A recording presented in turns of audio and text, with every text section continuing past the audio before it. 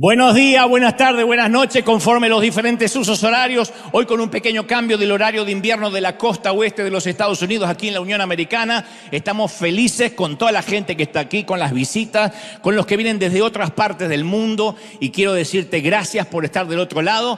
Estamos felices porque finalmente, durante toda la pandemia, pudimos llegar a todos los países de América Latina y algunos de Europa. ¿Se acuerdan cuando ayudamos a Italia? De River salieron $10 millones durante el 2020. Un poquito más de $10 millones en remesas para ayudar a todo el mundo. Pero nunca llegamos a Venezuela, no podíamos. No nos dejaban llegar, teníamos algunas complicaciones políticas para entrar el dinero, no se podían hacer transferencias bancarias, había que triangular, había que entrar por Cúcuta, fue realmente complejo. Finalmente llegamos a Venezuela. Esto fue hace un par de semanas, llegamos a Venezuela. No podíamos llegar y llegamos. Ahí está River en Venezuela. Nuestro ejército es la comunidad de Nueva Victoria en el pueblo de Mariara, del estado de Carabobo, ubicado en la región central de Venezuela. Llegamos, la mayoría de ellos, de esta gente que vive ahí, viven del reciclaje, de la venta de chatarra, y nosotros llegamos a entregar elementos de higiene, cama, juego de comedor, cocina, colchones, juguetes. A un equipo de médicos acompañó en la actividad, nos dio una gran mano porque hay gente que necesita las atenciones básicas. Llevamos cisternas de agua potable, recipientes para poder almacenarla, ya que la gran mayoría no contaba con eso. Se realizó, obviamente, junto a la Fundación Venezuela Amiga. Nos asociamos con estos chicos y enviamos todos los recursos financieros. Yo sé que es el inicio, ojalá que Venezuela es inmensa, la gente es maravillosa, es gente chévere. Es como pasa en Cuba, que debieran tener todas las razones los venezolanos y los cubanos para estar de mal humor, pero la gente siempre está de buen humor. Que ¿cómo la va? ¡Qué chévere que vinieron! No son ni quejumbrosos como lo somos los argentinos. No quiero mencionar otros países porque no quiero tener problemas, pero me encanta Venezuela porque nunca pierden el candor, la alegría. Y llegar ahí, bendecir a los venezolanos, que es una tierra tan maravillosa, independientemente de los políticos, independientemente de las gestiones. No es esta una crítica directa a la gestión de gobierno actual, pero independientemente de los que pasan por el sillón presidencial, la gente venezolana es una gente maravillosa que se merece estar mucho mejor de lo que están. Y llegar y verlos a veces algunos en condiciones indignas, no tener lo básico, pasar mucho frío, a veces bajo la lluvia, y llevarles un poquitito de alegría es algo que nos llena el corazón. Así que de aquí le mandamos un saludo a todos los venezolanos, a todos estos queridos amigos por los cuales nunca dejamos de orar por ustedes, de respaldarlos, a todos los chiquitos. Vamos a volver. Ahora que logramos entrar, no nos saca nadie, ni con una orden judicial de Venezuela. Vamos a estar bendiciendo a todos los venezolanos. Qué lindo, gracias al equipo, Venezuela Amiga, gracias. Gracias a los que se ponen la camiseta de River. Era el país que nos faltaba, porque a Cuba entramos a todos, menos nos faltaba Venezuela, no podía ser. Así que les mandamos un saludo enorme a todos los venezolanos. Mientras tanto, acá también hacemos nuestra tarea, porque aquí, aunque en América Latina crea que no hay necesidades, vaya que las hay. Claro, aquí el gobierno a lo mejor si uno aplica te da un departamento, pero eso no significa que tengan a veces lo básico para comer, para dormir. Esta es una historia que te voy a mostrar ahora, es Marcos y Alexi, que junto con sus dos hijas, él trabaja haciendo mantenimiento, su esposa no puede trabajar porque tiene escoliosis, me habían dicho, ¿no? Escoliosis, y lo que gana apenas le alcanza para comprar comida, él está pagando una renta, tiene que sacar adelante las dos chiquititas. Los pocos muebles que tenían, algunos eran regalados, los había recogido de la calle. Nosotros llegamos, como hacemos todas las semanas sorprendemos a uno o a dos familias y le amueblamos toda la casa nuevo, no tiene que pagar un peso. Aclaro para los que están del otro lado, que a veces dicen, pero les piden algo, les dicen que vengan a River. No les pedimos nada. Lo único que sí, nobleza obliga, antes de irnos le decimos, ¿nos deja hacer una pequeña oración?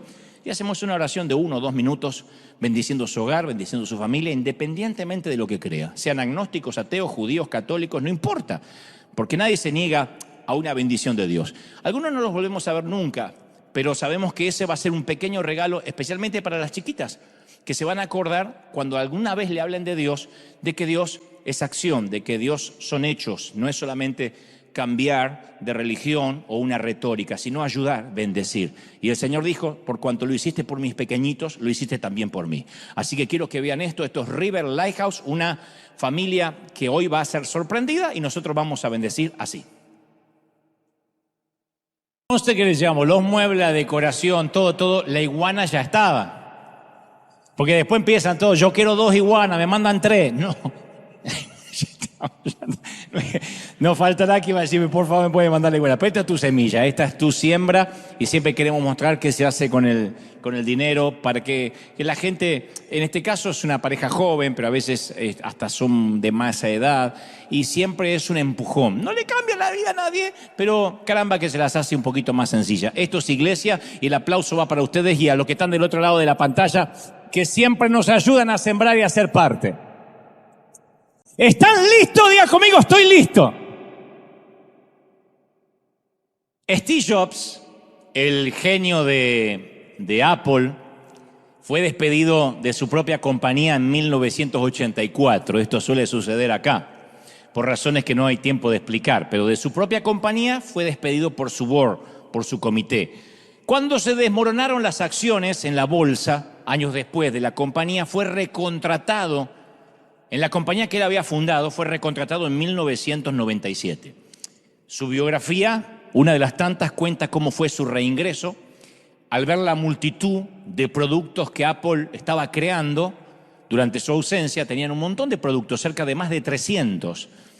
Un Steve Jobs que todos recuerdan que entró descalzo, con su jean azul, su camiseta negra, se acercó a una pizarra blanca, dibujó un cuadrado y lo dividió en 4 subcuadrados.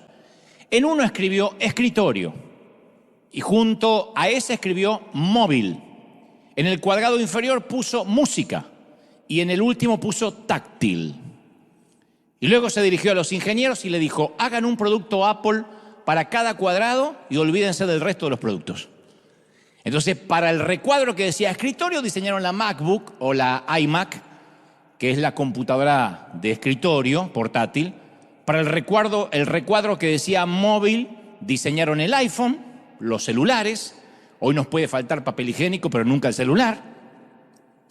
Para el que decía música, diseñaron el iPod. Y para el que decía táctil, diseñaron el iPad, la famosa tablet o pantalla portátil. 4 productos. Y funcionó. Apple creció hasta convertirse en la compañía más cotizada del mundo. Dicen que son los pioneros de lo simple, de lo sencillo. Son parte de la revolución contra la complejidad. Fácil es el mantra de ellos, el axioma, el proverbio, fácil. Todo tiene que ser fácil para esta generación que está sedienta por lo sencillo. Incluso el diseño de Apple es sencillo. Es una manzanita, antiguamente era multicolor, ahora es de un solo color con un pequeño mordisco. Eso es todo. Y uno ve la manzanita y sabe que son los 4 productos básicos de Apple. Starbucks es otra compañía que entendió el poder de lo pragmático, de lo simple. El axioma de Starbucks es, nos concentramos en poquitos productos y nunca nos olvidamos que fundamentalmente nosotros vendemos opciones de café. La gente adoptó el menú simple de Starbucks, la filosofía de lo sencillo. El que va a Starbucks sabe que tiene esa bebida. El cappuccino, el frappuccino, el cortado, el espresso, pero no hay más de eso. En Starbucks no encontramos hamburguesas, no hay tacos, no hay burritos, no hay choripanes. No hay alguien que dice, pero la gente me está pidiendo choripanes. No, no hay choripanes. Starbucks es lo sencillo, lo práctico. Algo similar pasa con Google. Es la clásica historia de Silicon Valley. Una idea de 2 estudiantes universitarios que comenzaron a hablar en la habitación y hoy tienen el motor de búsqueda más usado en el mundo y más cotizado. Y a la gente nos encanta el aspecto de Google. Por eso domina el mercado de los buscadores, porque cuando uno va al buscador de Google no nos damos cuenta, pero hay una cantidad de espacio en blanco. Es una página blanca. Eso habla de la simplicidad. Dice solo buscar en Google. Hay 2 botoncitos, buscar en Google y voy a tener suerte, que te ahorra muchos pasos y va directamente a tu primera búsqueda de la vez pasada. Si vas a esta clase gratuita es por la misma ofrenda, no hay problema, te la doy. Si vas a otros buscadores como Yahoo, o Bing, por ejemplo, en la página principal hay cientos de fotografías, de noticias, de banner. Pero Google ganó por la filosofía de lo simple. Cuando uno está buscando algo no quiere publicidad ni que esté lleno de cosas. Google entendió que esta es una generación que no está capacitada, no se ofendan los que tienen menos de 30, que no está capacitada para procesar mucha información de golpe. Herbert Simon, el notable premio Nobel de Economía de 1978, predijo en aquel año, cuando justamente se hizo del Nobel, dijo: algún día la abundancia de información va a crear una absoluta falta de atención. La abundancia de información, lo diré otra vez, va a crear una absoluta falta de atención. Los de mi edad, que somos la generación X, no le importa el año en que nacimos, la generación X, toda la información que tienes que tener, tuvimos que adaptarnos a la era digital. Ya siendo adulto, a nosotros nos llegó tarde. Yo pensé que sabía mucho digitalmente porque cambiaba el horizontal y el vertical del televisor de mi mamá. Que algunos no saben lo que estoy hablando, no importa, mi generación sí, la risa te delató. Yo estaba ahí, papá decía, arreglá, y yo arreglaba, porque había rayas verticales y rayas horizontales, y uno tenía que arreglar. Yo dije, con eso ya puedo ser técnico electrónico. Pero nos llegó tarde, por eso la red social, te cuento una cosa más, entre paréntesis, con mayor chismerío, es el Facebook, porque se creó en el 2004 y todas las señoras le dijeron a sus hijos: ¡ay, hijo, me abrís un Facebook! Y es darle un cuchillo a un mono, porque me abrís un Facebook, hasta la abuela: ¡ay, hijo!, le dice al nieto, abrime un Facebook, así me contacto con las otras señoras. Entonces, ahora, todas las más redes sociales a nuestra generación nos llegaron tarde. Por eso hay menos odiadores y hostigadores en Instagram, en TikTok, en Pinterest, porque los usuarios son más jóvenes. Nosotros nos quedamos con el Facebook, ya manejo el Facebook y nos sentimos Bill Gates. Aprendí a subir fotos. Pero siempre igual hay uno de 40 o 50 haciendo un ridículo en TikTok, pero son los menos. No se sientan mal. Los millennials, nacidos entre 1981 y 1993, millennial, todavía se acuerdan de un pasado de cabinas telefónicas, televisores analógicos, diarios o periódicos en papel. Los centennials, los nacidos luego del 2000, son los únicos calificados como nativos digitales, porque debido a que llegaron al mundo cuando ya existía Internet. Ya existía. Son la generación de la mayor información, pero dicen que también los más frágiles e inestables al punto de vista psicológico, porque están todo el día expuestos a una realidad virtual paralela que es Instagram, TikTok, YouTube, que no es la realidad. Por eso se les llama la generación de cristal. Y son capaces de prestar atención a cualquier cosa solo 8 segundos. Los que nacieron en el 2000 para acá, más de 8 segundos, no tenés la atención. Leen mensajes cortos, sencillos, con muchos emoticones. Si no tiene muchos emoticones y muchas caritas, no lo entienden. Los que nacieron a partir del 2010, que ya tienen nombres, la generación alfa, nacieron 100% en la era digital. Y se cree que solo pueden prestar atención durante 3 segundos. O sea, a tu hijo le tenés que hablar 3 segundos y lo perdiste. Por eso nuestra generación, la generación X, puede disfrutar un tráiler. El tráiler es el avance de una película que dura 1 minuto y lo disfrutamos a ver de qué va la película. Nuestros hijos solo asimilan lo que se llama un teaser, que dura solo 12 segundos. 12 segundos y saben el argumento de la película. Eso es un don. Porque yo miro 1 minuto y digo, y ellos 12 segundos y ya saben. No es que está el antiguo villano, pero que no es el mismo, y este es un superhéroe que a la vez se junta con el universo del otro. Todo eso en 12 segundos. Yo no alcancé a ver el logo, no sé lo que dijo. Nuestros nietos no van a soportar ver un teaser. Porque lo simple está cada vez más de moda. Lo complejo forma parte del pasado. Al menos no se usa más. Y resulta irónico que debido a un mundo que se ha vuelto cada vez más complejo, la gente está sedienta más de cosas simples. Porque la cantidad de información que disponemos está en continuo incremento, continuamente. El resultado de eso es un mundo complejo, complicado, con vidas atiborradas, demasiado congestionadas. Y en medio de esa complejidad la gente buscamos lo simple. Lo simple está de moda, lo simple funciona. Lo saben las grandes marcas en temas de logo, de branding, de marketing. Y la gente respondemos de forma positiva a todo lo que es simple. A un mensaje simple, a un orador que habla de manera sencilla, a un político que transmite sus políticas o sus gestiones de gobierno de manera sencilla, entendible, porque la congestión de ideas, la congestión en la vida en general apesta cada vez más, no nos gusta. No hace falta una investigación empírica para que todos coincidamos que la mayoría detestamos en la hora pico estar en el tránsito. Nadie dice, ay, qué bueno, me tocó tránsito y lo quería disfrutar. Nadie. Porque las rutas no se diseñaron para que circule tanta gente de golpe. Lo mismo pasa con la congestión nasal o la congestión de pecho, que es un fastidio. Toda congestión, ya sea en la ruta, en el cuerpo, en lo emocional, es un fastidio.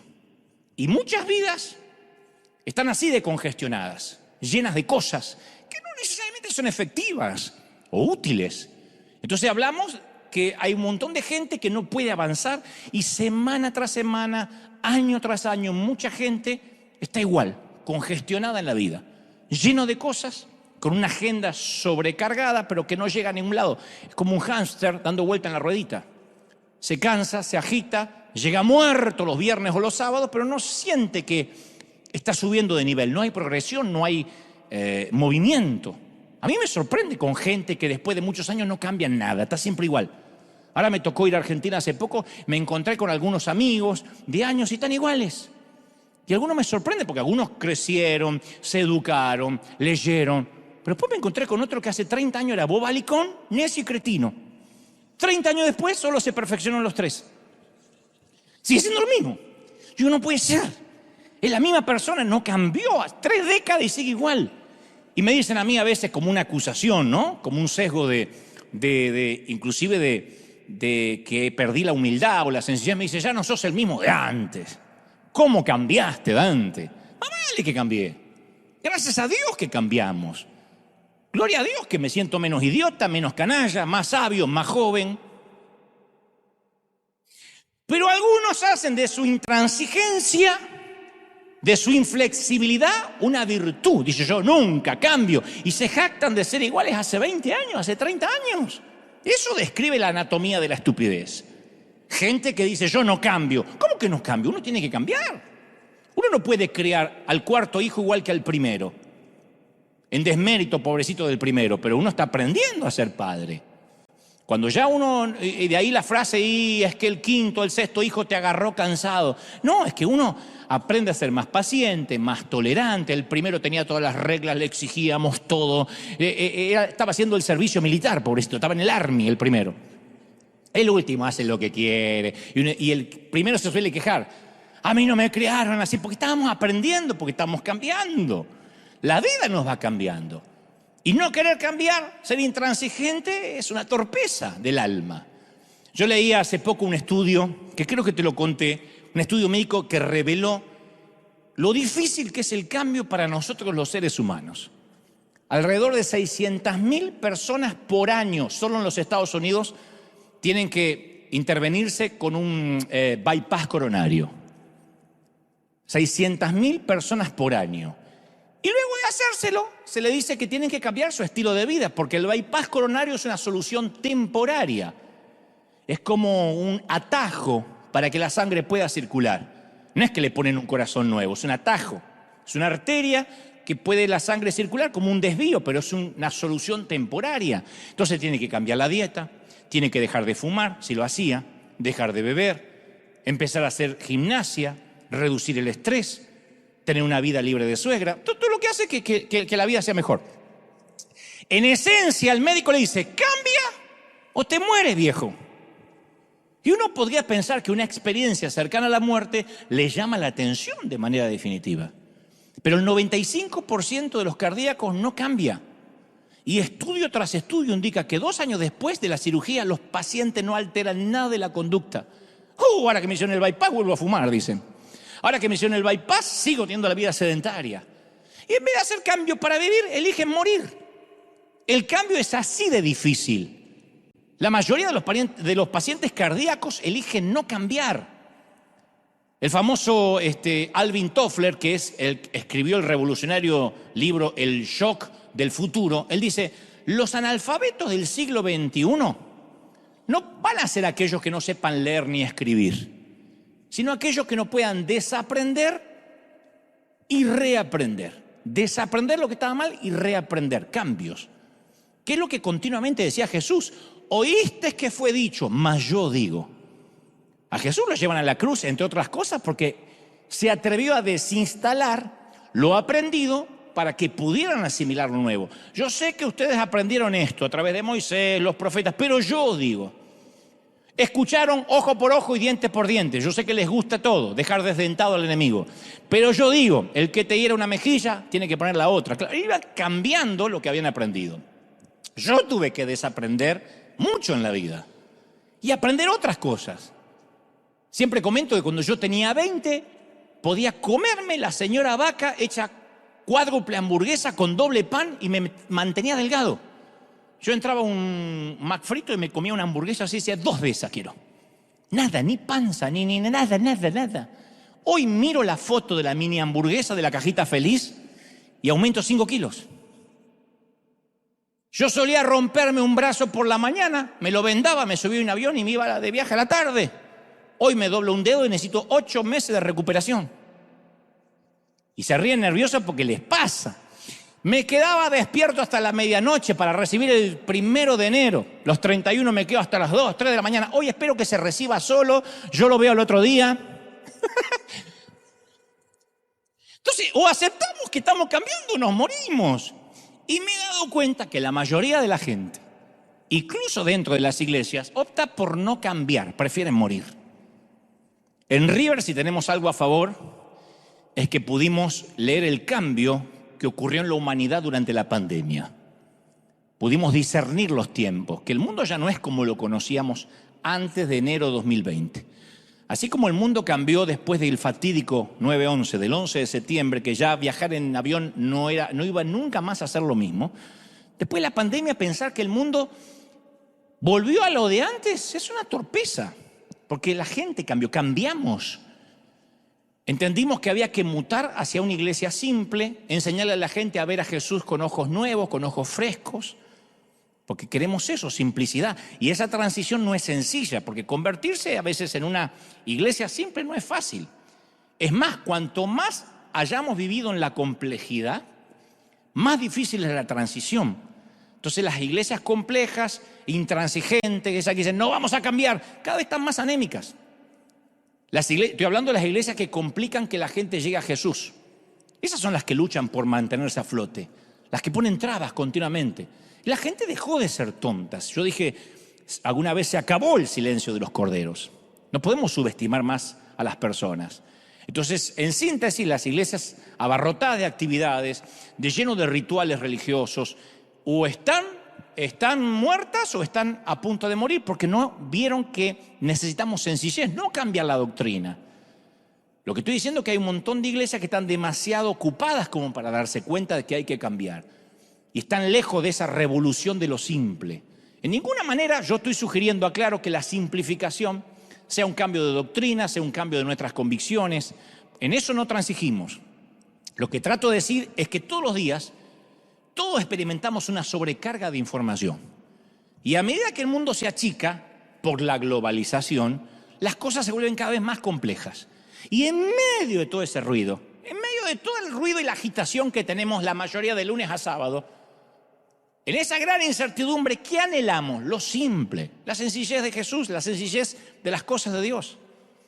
Porque las cosas son justamente frenéticas, alocadas, fuera de control, es que respondemos a lo simple. La complejidad de la vida hace que lo simple sea un bien preciado, algo que se anhela, algo que queremos validar. Entonces las iglesias simples, sencillas, sabemos eso de manera intuitiva. Y entonces implementamos un sistema dogmático simple, delineamos un proceso sencillo para alcanzar a las personas. Aquí la gente dice, ¿qué hago para pertenecer a River? Venir. Y me quiero bautizar, ¿qué hago? Bautizate. Y dicen, pero ¿cómo? ¿No le meten un curso de 6 meses? No, porque la sencillez de acercarse a Jesús es lo que hace que podamos crecer. Y esto no es alivianar, esto no es aguar lo que creemos, porque si hay alguien que es simple, Jesús es el primer revolucionario de lo simple. Se introdujo en una escena religiosa que era complicada, compleja, corrupta. Estaba atiborrada de saduceos, fariseos, herodianos, celotes, eseños, suegroseos, de todo. Y él no se manejó con esas reglas, no soportó la hipocresía. Yo te conté una vez que los líderes religiosos habían desarrollado 613 leyes. O sea que para acercarse uno a Dios tenía 10 mandamientos, 613. ¿Saben dónde sacaron ese número? Contaron las palabras de los 10 mandamientos y dijeron son 613.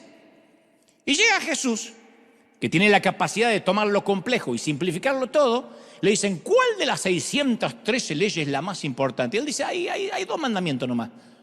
Ama al Señor tu Dios con todo tu corazón, con toda tu alma y tu mente. Ámalo. Eso es lo más importante. El segundo se parece al primer mandamiento. Ama a tu prójimo como a ti mismo. De eso depende la ley, los profetas. Son 2 mandamientos. Ama a Dios y ama al que está al lado. Si no amas a Dios y no amas al que está al lado, ¿qué me venís con las leyes? Le dijo Jesús. No bajó el nivel de la ley, no la abolió, captó el espíritu de la ley en toda su esencia en una sola frase. Dijo que de eso dependía todo. Resumió 613 mandamientos en 2. Ama a Dios y ama a la gente. Tomó la complejidad y le hizo simple. No ofreció doctrinas, rituales, reglamentos. Le ofreció una relación simple con Dios. Y él hablaba con los parias, con los marginados, con los leprosos, con los gentiles, con los recaudadores de impuestos, con los oprimidos, con los paganos, con los pecadores, con los chilenos que no van a ir al mundial. Hablaba con todo. Lo demás... Saluda a Chile, pero es un chiste nomás, no lo podía dejar pasar. Los demás rabinos vivían de la exclusión, del aislamiento. Y al ver que Jesús era un tipo accesible, los enfadaba. Porque se le pegaban los chicos, se le pegaban los parias, se le pegaban los marginados. Pero para él la relación estaba por encima de la ley. Yo te conté que cuando tenía 16 o 17 años, llega un orador de visita a un campamento que fuimos, y llega un orador, si bien es cierto que no recuerdo todo lo que dijo en el mensaje, tengo en mente los puntos principales. Tenía 16, 17, y él gritaba y decía, no fumes, no uses palabras obscenas, no tomes bebidas alcohólicas, no tengas sexo y no juegues naipes. Lo de los naipes no lo entendí nunca hasta la fecha.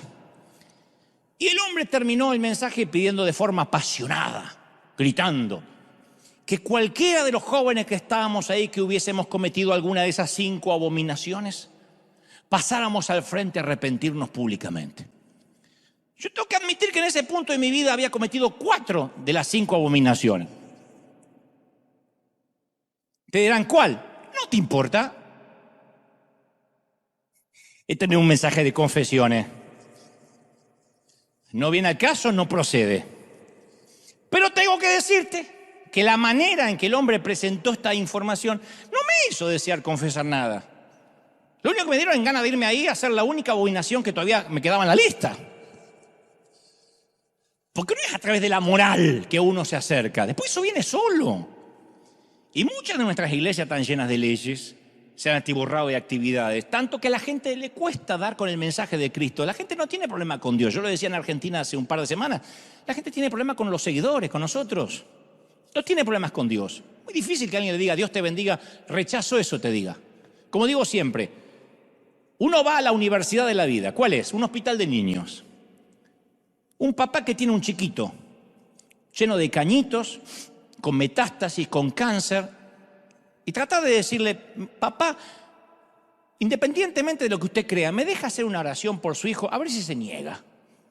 Nadie tampoco muere ateo. Nadie que se está por morir y uno se acerca a la cama y todavía está consciente, le dice, ¿quiere que hagamos una oración para prepararse para la eternidad por si acaso existe Dios? Y te diga, no, a mí déjame que me coman los gusanos. Nadie. Entonces la gente no tiene problemas con Dios. El problema es la religión organizada, que la saturamos de tantas cosas que estamos ocupados haciendo iglesia en lugar de ser iglesia. Y Jesús le dijo a los religiosos que eran como sepulcros blanqueados. Le dijo, ustedes son ataúdes de lujo. Ataúdes de lujo, sarcófagos de lujo. Es un insulto.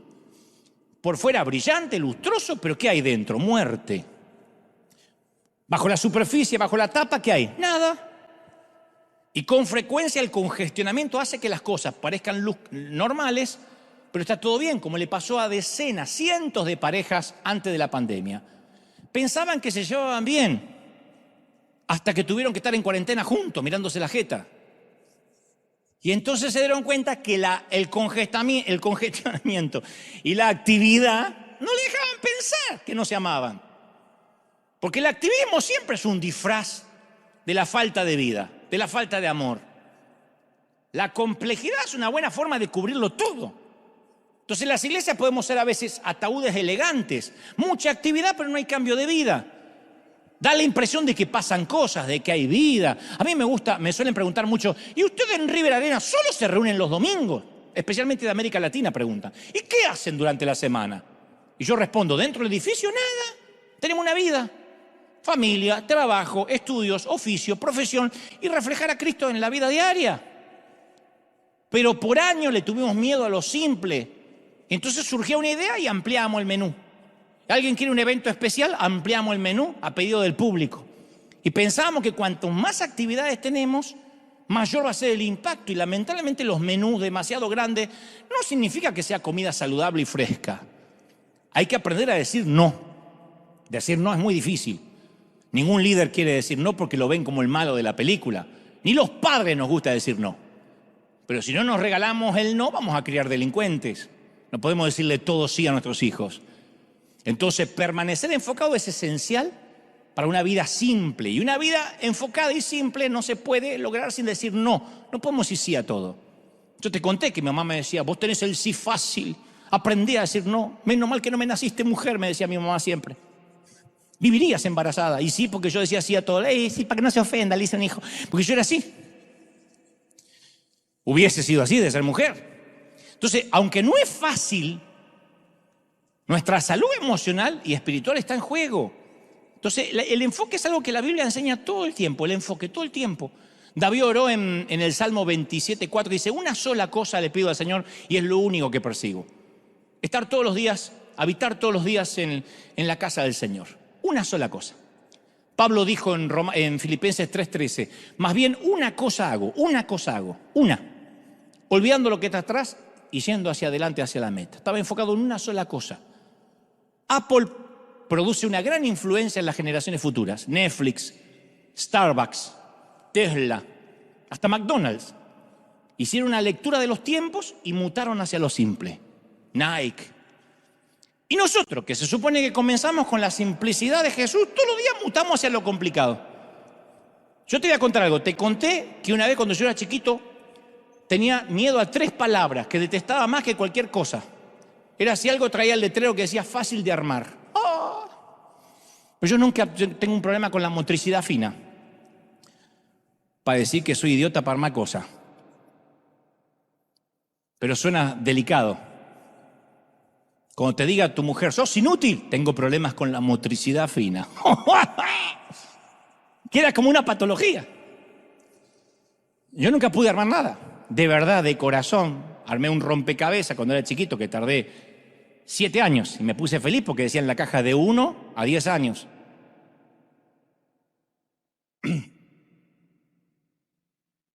Es malo el chiste, pero también había que meterlo.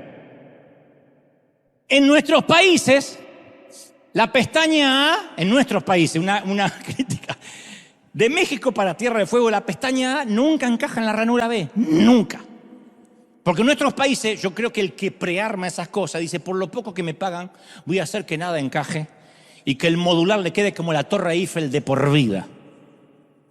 Por eso yo sostengo que el infierno se parece a Ikea. Yo siempre lo dije. No tengo base bíblica para esto, pero para mí el infierno es como Ikea. Me miran raro, yo no me meto con tu idea del infierno, vos no te metas con la mía, es mi creencia. Yo creo que uno llega al infierno y Satanás te dice, ármese su propio infierno. Y ese es el infierno. Pero algo a favor de Estados Unidos. Cuando llegué acá, descubrí que si estás haciendo fuerza y la ranura A no encaja en la B, es porque lo estás haciendo mal. Porque aquí todo está pensado para que sea simple, sencillo. Si estás haciendo fuerza como en Tijuana, como en Buenos Aires o como en Caracas, es porque está mal. De donde venimos el proverbio es, ¿para qué la vas a hacer fácil si la podés hacer difícil? Y esto aplica para cualquier trámite del Estado en nuestros países, cualquier trámite estatal, hagan memoria. En Argentina un día quise renovar el pasaporte, morí en el intento, abandoné el 5.º día en la 6ª ventanilla, dije hasta acá llegué, no viajo más. Me agarró una burócrata empleada pública, me sacó las ganas de vivir, me vampirizó, me drenó, me dejó así como un perrito atropellado, yo no. Tiene que llenar estos 10 formularios y presentarlo de 6 a 1 en ayunas con la primera orina de la mañana, junto al certificado analítico de sus estudios secundarios y si puede una muestra de materia fecal y un libre de deuda impositivo que tiene que pedir en el juzgado de la capital federal, después pida una cita personal en el registro civil de la provincia los martes y jueves de 7 a 9 después de hacerse el análisis de próstata. Voy a decir, no, yo hasta acá llegué. Basta. No viajo más. Me sentí culpable por estar respirando frente a ella. Me secó como una pasa de uva, me chupó las ganas de vivir. Sin embargo, la simplicidad ha hecho que hoy podamos hacer trámites en línea, sin movernos de casa. Por eso mismo, insisto, la complejidad de la iglesia y de la vida tiene un costo muy alto. Necesitamos hacer un viraje hacia lo simple en todo. En muchas iglesias ya se habló demasiado. Ya no hay más discurso que valga. Se trata de entrar en acción. Por eso Arjona suele cantar la iglesia, se lleva en el alma y en los actos. Y no te olvides, hermanos míos, que Jesús es verbo, no sustantivo, dice él. Jesús es verbo, no sustantivo. No solo le canta a la celulitis y a la grasa abdominal. Hasta Nike tiene una gran teología, dice solo hazlo. Entonces, hay momentos que uno tiene que negarse a ser un burócrata religioso e implementar un proceso simple que haga avanzar a las personas hacia una transformación real. La otra alternativa es continuar siendo intransigentes, obstinados, dogmáticos, pero anémicos. Entonces, cambiar o morir, esas son las opciones. Tenemos que cambiar o morir. ¿Qué impide que yo sea bautizado? Le dijo el eunuco a Felipe, nada. ¿Qué impide que yo me acerque al Señor? Nada, deja tus cosas y sígueme. ¿Cuándo hubo una lista de requisitos? Que después vienen. Porque cuando uno se enamora de Dios, hay cambios que vienen de manera natural. Yo hace un par de semanas estuve, como te dije, en el Luna Park en Buenos Aires y todo el mensaje o la conferencia se redujo a que el público pensara cómo estaba viviendo su vida, de qué manera la estaban viviendo. No si hay vida en el más allá, sino si esto que tengo es vida. Y una de las cosas que me hacen sentir pleno es que Dios me prestó los oídos de la gente cuando tenía yo 19 años, que empecé mis primeros pininos, mis primeros palotes como orador. De lo único que me arrepiento es de no haber comenzado antes. Salomón escribe en Eclesiastés sabiamente, dice, palabras con cierta ironía, dice, acuérdate de tu Creador en los días de tu juventud, antes que lleguen los días malos y vengan los años en que digan, no encuentro placer alguno en mis años de juventud. Los desperdicié, los tiré. O sea que Salomón es el gran simplificador, el que ayuda a simplificar la vida. Me encanta cuando él dice en Eclesiastés, dice, un día, hablando esto de la vejez, dice, un día temblarán los guardianes de la casa. Describiendo a los ancianos que tiemblan, describiendo el temblor que vamos a tener todos de manera natural, no necesariamente porque tengamos Parkinson. Dice, y se encorvarán los hombres de batalla. Todos nosotros en algún momento nos vamos achicando. Nando va a desaparecer. ¿Y Nando? No, murió. No, se encorvó. Porque mi papá se fue achicando. Mi papá, yo cuando lo conocí era gigante. Cuando antes de morir era chiquitito. Dice Salomón, se van a detener las molenderas por ser tan pocas. Las molenderas, está hablando de la pérdida de los dientes. Cuando cada vez haya menos sillas en el comedor. ¿Se entendió la metáfora? Dice, se irá, fíjate vos la poesía de Salomón, dice, se irá disminuyendo el ruido del molino. Las aves elevarán su canto, pero apagados se oirán sus trinos. Que habla de la pérdida de la audición que viene con la vejez. Que es algo maravilloso cuando alguien está casado con alguien que no quiere, porque los viejos ya no la escuchan más a la vieja. Te estoy llamando. Yo no sé, no escucho, dice él. Y dice finalmente Salomón, y no servirá de nada, los años en que no servirá de nada la alcaparra. Esto a mí no lo entendía, yo fui a buscar qué era la alcaparra y vi que era un fruto verde. Después me enteré que la alcaparra se usaba como afrodisíaco. Era el Viagra en los tiempos de Salomón. Entonces, si uno considera enfocar la vida, cuando las alcaparras ya no te hagan nada, perdiste el tiempo, estás lento.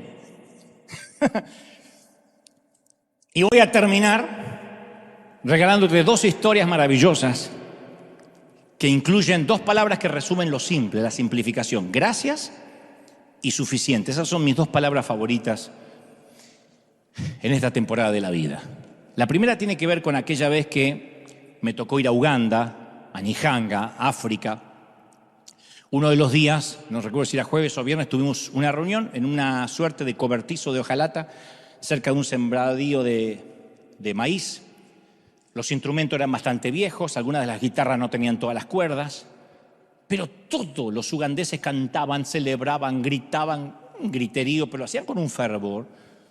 Y el que dirigía la reunión preguntó si alguien tenía un motivo de agradecimiento a la grey, a la congregación. Y una señora con un enorme pañuelo en la cabeza de muchos colores levantó la mano y dice: ¡sí! Dios ha sido bueno conmigo. Obviamente lo hacía en su idioma y me traducían, ¿no? Dice: durante 3 meses oré por unos zapatos. ¡Y miren! Y levantó su pierna para que pudiéramos verle el pie. Y tenía un zapato ordinario y gastado que cubría su pie. Y él dijo: él me dio los zapatos, 3 meses orando. Dios es tan bueno. ¿Cómo podemos dudar de la bondad de Dios? Y los ugandeses aplaudieron, vitorearon. Y yo quedé devastado. Me quedé atornillado ahí, porque en toda mi vida jamás tuve que orar por unos zapatos, ni siquiera cuando en mi familia éramos muy pobres. Y mucho menos le había dado gracias a Dios por los muchos zapatos que alguna vez tuve. Entonces descubrí que parte de la simplicidad de la vida es estar agradecidos por las cosas más sencillas que a veces damos por sentado. Primera de Tesalonicenses 5:18 dice: den gracias a Dios en toda situación. Efesios 5:20 dice: dando siempre gracias a Dios el Padre por todo. Entonces se me ocurrió que lo más importante no es nuestra doctrina, ni nuestras liturgias, sino el agradecimiento. Eso es lo que nos conecta con la sencillez. Porque cuando se va el agradecimiento empieza el sentimiento de derecho. Yo me lo merezco y acá que me dan, acá me merezco. Y cuando uno cree que la vida transita por los rieles del derecho, uno se hace un canalla, un torpe, un imbécil. Cuando uno deja de ser agradecido empieza a reclamar derecho. Pero el agradecimiento es un acto de subversión contra un mundo cada vez más complejo donde nadie agradece nada. Duele. Nosotros amueblamos casas todas las semanas y algunas no te vamos nunca a mostrar las imágenes porque nos duele que la gente que no tenía dónde dormir hasta ayer, que literalmente lo hacían en el suelo, hoy ni siquiera dice gracias por haber estado 8, 9 horas amueblándome toda la casa, decorándomela, no dice nada. Como diciendo: bueno, yo acá estoy de inmigrante, indocumentado y me tienen que dar. Y choca. Cuando repartíamos, no son todos así, pero uno dice: ¿cómo puede ser que alguien tenga tan poca humildad? Y es ahí cuando uno se da cuenta que la humildad no necesariamente es pobreza y pobreza no es humildad. Que muchos son cretinos y no necesariamente porque les sobre dinero o porque les falte. Que el dinero en todo caso muestra lo que éramos. ¿Vieron esa frase? ¿Cómo te cambió el dinero? El dinero no cambia a nadie, muestra lo que había en tu corazón. Nada más que cuando eras pobre no le importabas a nadie. Cuando uno tiene dinero, muestra lo que había. Si eras buena gente, se ve. Si eras mala gente, el dinero te lo muestra. Pero no cambia a nadie. Cuando repartíamos comida casa por casa, llevábamos la leche y no tenían literalmente para comer. Y había gente que decía: esta marca yo no uso, pero desgracia. No que te traiga la vaca y te la ordeñe. Leche de almendra, ordeñate vos la almendra. Así que mi primera historia tiene que ver con el gracias. Mi segunda historia tiene que ver con la palabra suficiente. Porque, a ver, vamos a convenir antes de esta segunda historia. Dios le dijo en el huerto a Adán: come de todos los árboles del jardín, menos del árbol del conocimiento del bien y del mal, porque del día que de él comas vas a morir. Le dio acceso a todos los árboles. Come de todo menos uno. Y aunque había centenares de árboles y le prohibió uno, la serpiente se las ingenió para producir lo que permanece hasta hoy, la sensación de escasez. Génesis 3:1, la serpiente dice: ¿es verdad que Dios le dijo que no coman de ningún árbol? No le dijo: ¿es verdad que no pueden comer de uno? Porque ahí hubiesen dicho: sí, es verdad, uno solo, los demás podemos comer lo que querramos. ¿Es verdad que no pueden comer de ninguno? Y les produjo esa sensación de escasez que podemos tener todo aunque recién nos compramos el último celular. Mordieron el anzuelo. Tenemos todos los árboles a disposición y nos falta ese. Tenemos comida, tenemos ropa, tenemos calor, tenemos amigos, celulares, auto, televisor, pero sentimos que nos falta eso. Hay una parábola india sobre esto, que es mi segunda historia. Un gurú tenía un discípulo y estaba tan contento con el progreso espiritual del hombre que lo deja solo. Y el discípulo vivía en una pequeña choza de barro, muy minimalista. Vivía siempre rogando por su comida y su sensei le decía, no importa, porque lo principal está más allá del sol. De este lado hay que vivir con lo mínimo indispensable. Y una mañana el discípulo, después de su oración, lavó su calzón y lo colgó para que se secara. Y un día regresó de pedir limosna y descubrió que el calzón estaba roto y corroído por las ratas. Así que le pidió a los aldeanos algún calzón que le sobrara y se lo dieron. Pero las ratas se lo comieron también. Entonces consiguió un gato. El gato se ocupó de las ratas, pero se le complicaba la comida del gato. Entonces tenía que pedir también leche para su gato. Entonces dijo, para no andar pidiendo leche para el gato, queda feo, me voy a conseguir una vaca. Así que consiguió una vaca y descubrió que tenía que sembrar pasto para alimentar la vaca. De modo que decidió cultivar el terreno alrededor de la choza para que la vaca tuviera pasto. Pero pronto se dio cuenta que no tenía tiempo para orar y meditar. Así que le pidió a algunos sirvientes, los contrató para que trabajaran en la granja. Pero supervisar los trabajos hizo una tarea ardua, por lo que se casó para tener una esposa que lo ayudara.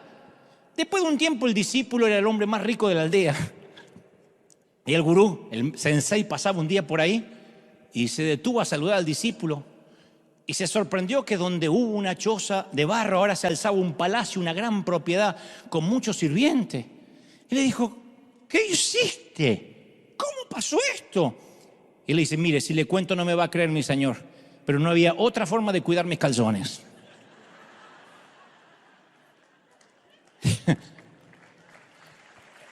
Y todos conocemos esa trampa de la complejidad. Decimos, voy a viajar liviano, minimalista, y un buen día decimos, ¿por qué estoy alimentando este elefante blanco? Piensen algunos de ustedes, no todos, si acaso no hay muchos sitios en tu casa que nunca usas. Espacios, un comedor que se usa para Navidad, un patio que nadie va, una parrilla que nadie usa. Piensa en todos y trabajás para mantenerlo. Le pasa a los ricos y le pasa a los que no lo son tanto. Tienes que trabajar para mantener un status quo que dijiste que no ibas a tener. A mí lo que más me sorprendía, lo que más les sorprendía a los ugandeses, también me sorprendía a mí, es que ellos no cabían en el estupor de decir, ¿ustedes tienen casa para los autos? Vieron una foto en el celular y dice, ¿y esta casa quién vive? No, eso es para un auto. ¿Vive un auto? Claro, en un continente donde los niños duermen a la intemperie, a la vera del río, un garage es algo que ellos no logran comprender. Entonces vivimos en una cultura de excesos, una cultura de más. Una cultura en la que tenemos que acumular para mantener los calzones. Todos acumulamos y mantenemos y trabajamos para mantener los calzones. Y un montón de gente sale a la mañana temprano, vuelve a la noche para darle una vida a sus hijos que dan por sentado porque cree que todo nace en alguna parte, cae de los árboles.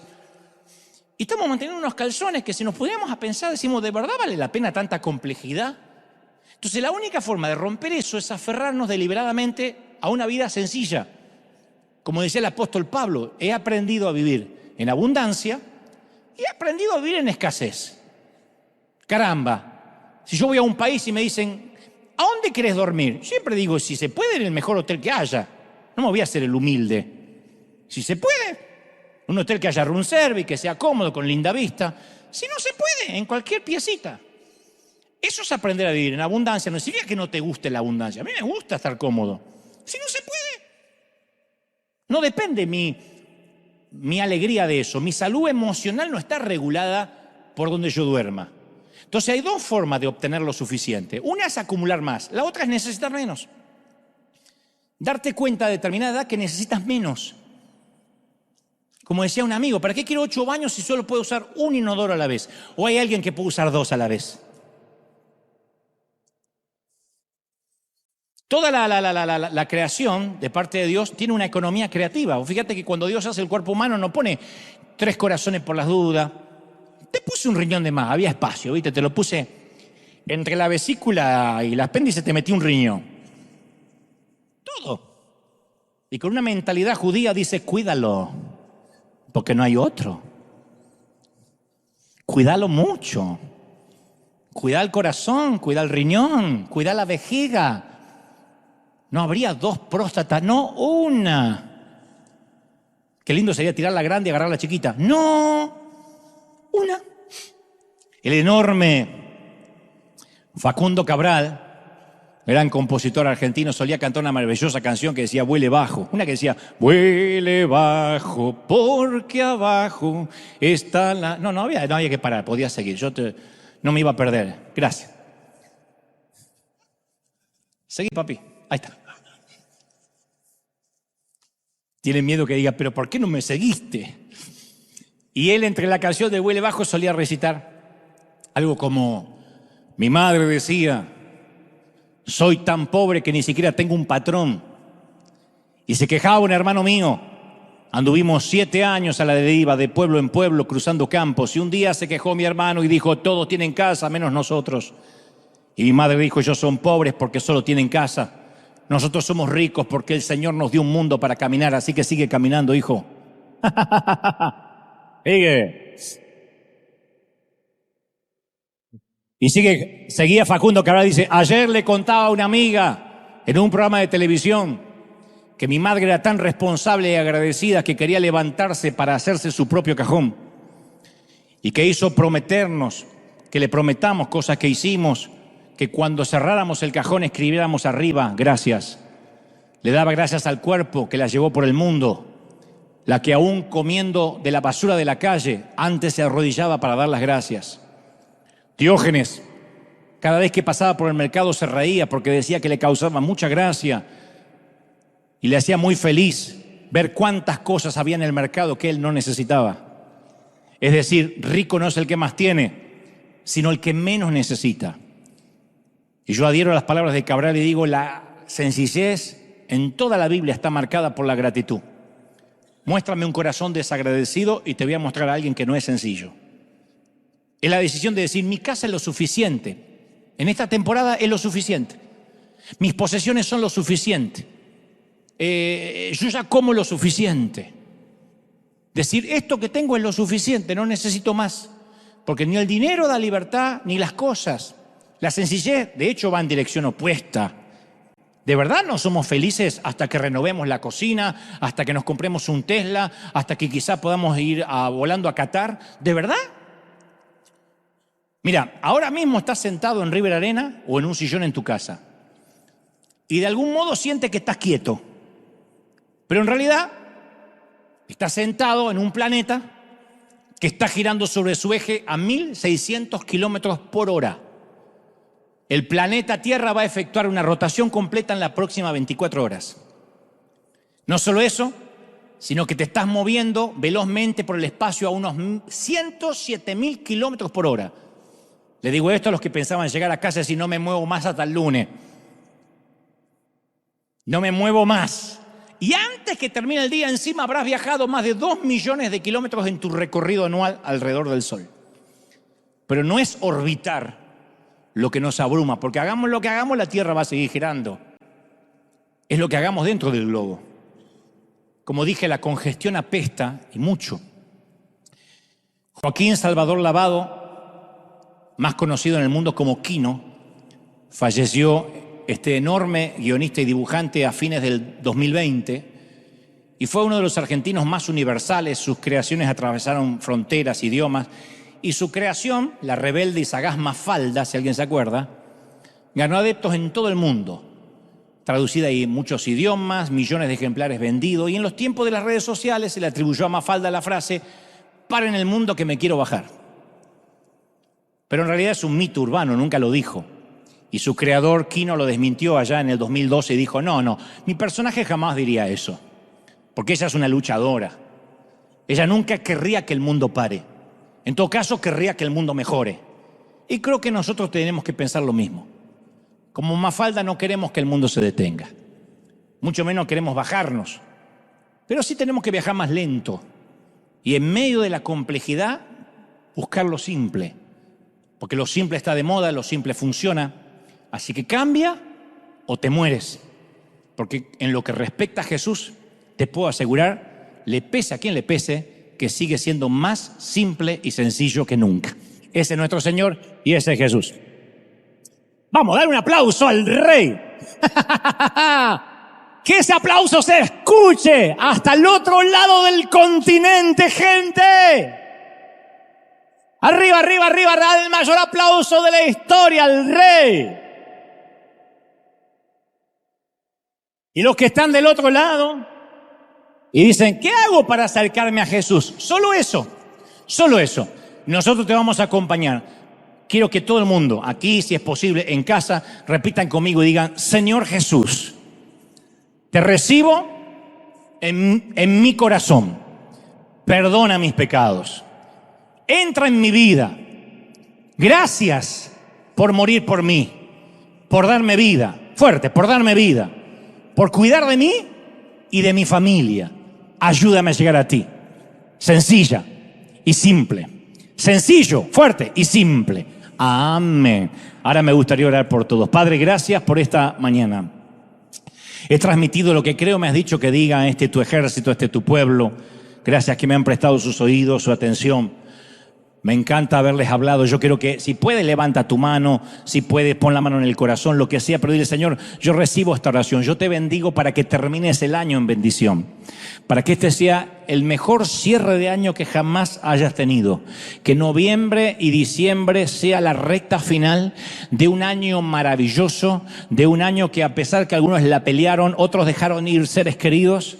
Yo sé que muchos durante este año tuvieron que arrojar tierra sobre un ataúd o besar frentes frías en lugar de mejillas tibias. Otros tuvieron que atravesar divorcios, separaciones, distancias geográficas con los hijos. Y otros han ido para adelante, para arriba. Otros han tenido vaivenes. Sea lo que sea, se termina el año y yo quiero que termines en bendición. Pero que te quites la complejidad de la vida.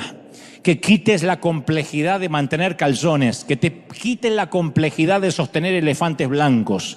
Dios dice, este es el tiempo de la sencillez, de rever, desde tus contactos en el celular hasta tu casa, hasta tu hogar, y yo te bendigo para que todas las cosas sean hechas nuevas, para que Dios te llene, para que Dios te guarde, para que no te falte nada, para que este sea tu año, para que Dios te bendiga en todas las cosas, para que tomes decisiones difíciles.